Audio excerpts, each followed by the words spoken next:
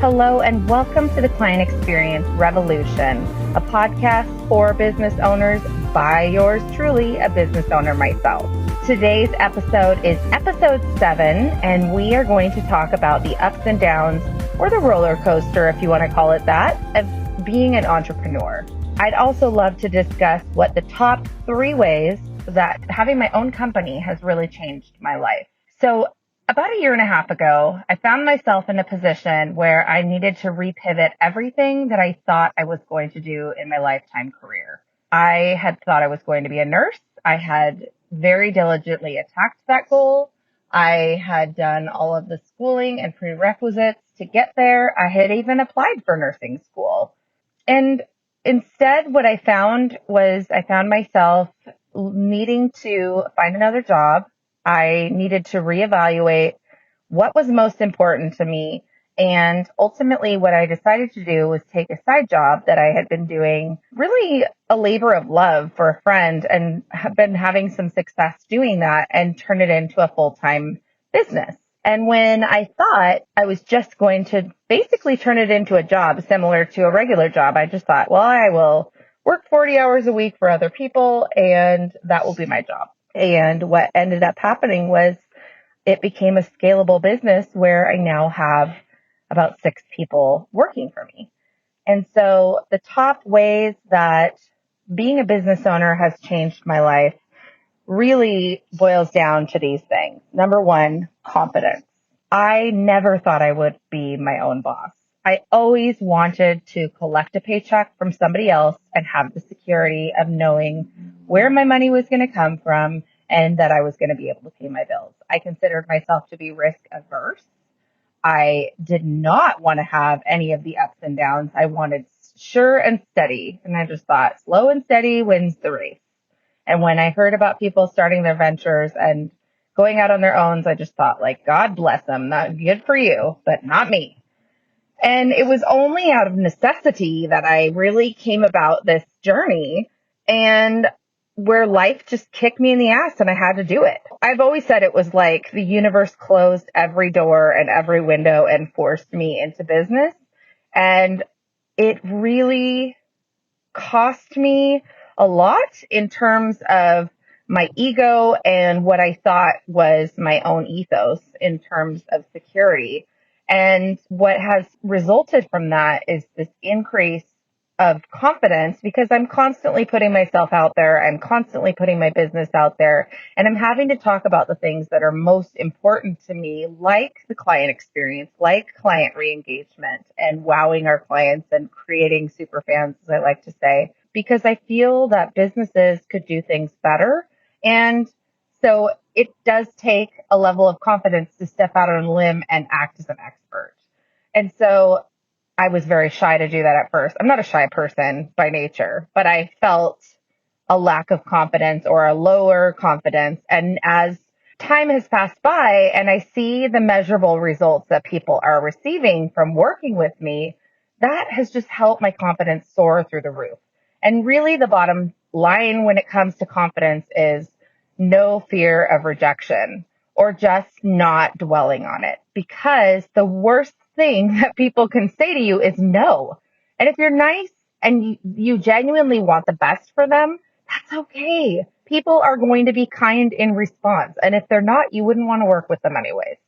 So number 1, and very important, is the increase in confidence and getting out of the scarcity mindset. Just seeing the possibility in the universe, seeing the possibility in what your future could be has been incredible for me. And I feel hopeful and I feel excited for what the future has to bring. And I know that what I'm building and what I have given and has been given in return to me with the women that I work with is so much bigger than I ever could imagine. And we haven't even scratched the surface yet. So confidence. Number 2, grit. Good old nitty gritty. I have had to dig in so deep. And there are times in every entrepreneur's journey where they have to say, no, I'm going to be stubborn here and I am not going to give up, because this roller coaster, it has its ups and it has its downs. You have to be able to fully invest financially, emotionally, to look in the eyes of insecurity and say, I dare you to kick me off this roller coaster. And it is hard. You really have to be scrappy. You have to think outside of the box, and you have to laugh in the eyes of danger, really. And so I have learned that I am way scrappier than I thought I was. And it makes me proud. It makes me feel good about my ability to stay the course. I'm so proud of what I've done, and I'm so proud of the level of determination in the face of something that seems impossible. And then thirdly, and really important. Hey guys, have you ever thought of creating a podcast for yourself? Well, now is the time. Let me tell you about a tool that I use. It's called Anchor.fm.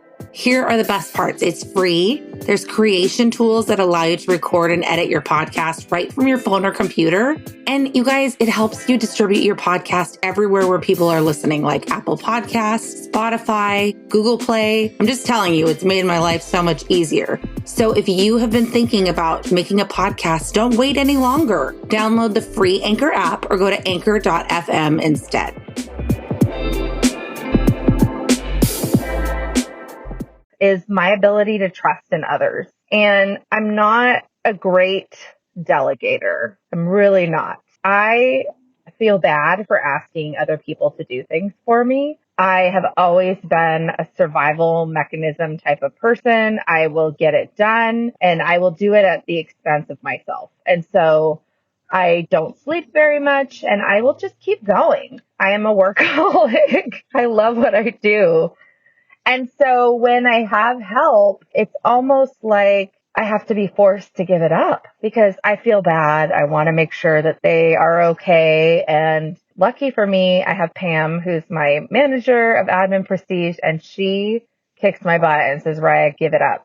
Like, no, I need you to give that to me and I will figure it out. And she has to do a little tough love with me because she has even said to me, like, if you don't rest and you don't take care of yourself, you're actually affecting the business because you are the face of the business. This is important. This is an important week. You need to be present.